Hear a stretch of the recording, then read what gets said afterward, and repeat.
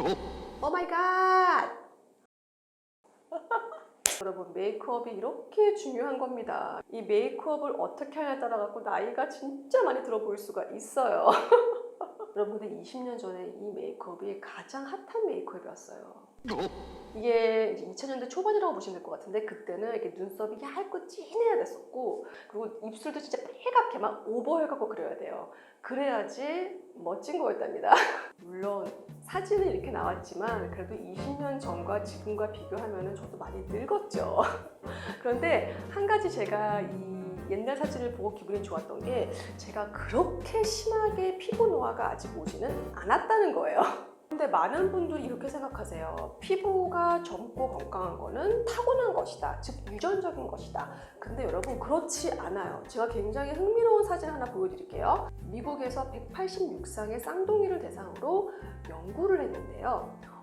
이들은 유전자가 거의 똑같다고 보시면 돼요. 그쵸? 그런데 이들의 피부 상태를 보니까 이 피부 노화의 차이가 굉장히 심하게 나는 경우가 많았다고 합니다.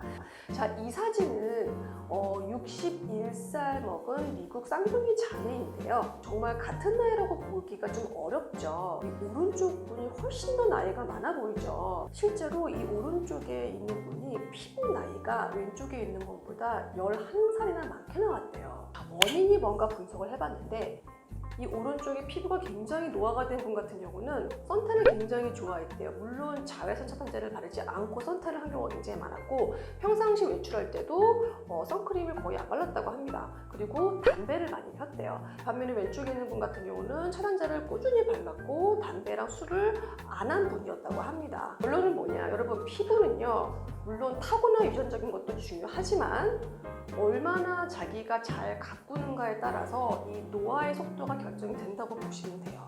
여러분, 20대 때는요, 피부가 다 좋아요. 물론 그 중에서 여드름이 좀 났거나 피부 질환이 있는 분들도 있겠지만, 제가 말하는 거는 주름과 탄력이에요. 20대 분들 다들 팽팽합니다. 그래서 이 젊은만을 믿고 피부 관리 안 하시는 분들이 굉장히 많아요. 선크림도 안 바르고 술, 담배 하고. 자, 이런 분들이 젊을 때는 잘 몰라요. 그런데 이렇게 피부를 방치하게 되면은 나중에 20년, 30년 후에 40대가 되고 50대가 됐을 때 이 피부의 노화는 정말 심하게 올 거예요.